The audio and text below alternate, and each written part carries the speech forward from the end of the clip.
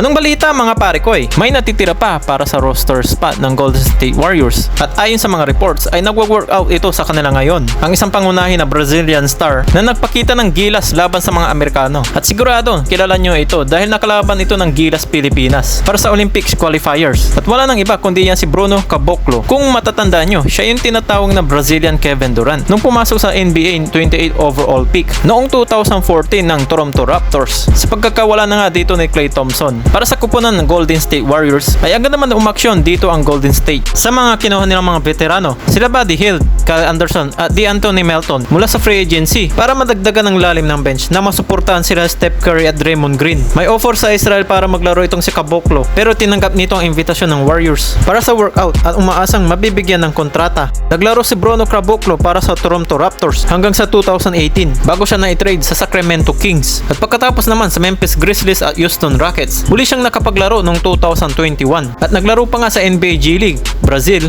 at Serbia. Sa 7 NBA season ay nag-average si Caboclo 4.2 points, 12.6 rebound at 12 minutes lamang kada laro pero nito lamang Summer Olympics para sa Brazil. Pero umangat itong si Caboclo bilang leader ng national team ng Brazil. Nag-average siya dito ng 17.3 points, 7 rebounds per game at 60% shooting from the field. At hindi lang yan, 54.5% pa mula sa 3-point country. Yung mga klase ng ganyan na percent shooting big ay bagay na bagay at nababagay para dito sa Golden State Warriors. At nag-agaw ng pansin itong si Caboclo dito sa naging kanyang performance laban dito sa team ng USA. Iskoran ba naman dito ng team ng USA ng 30 points at 6 rebounds. Super team ng USA ang iskoran niya ng ganon. At talagang pinatunayan niya dito na pwede pa siya sa NBA. Lalo na para dito sa Golden State Warriors. At talagang hindi niya palalapasin ang pagkakataon na ito dahil ito na muling tsansa niya para makabalik dito sa NBA.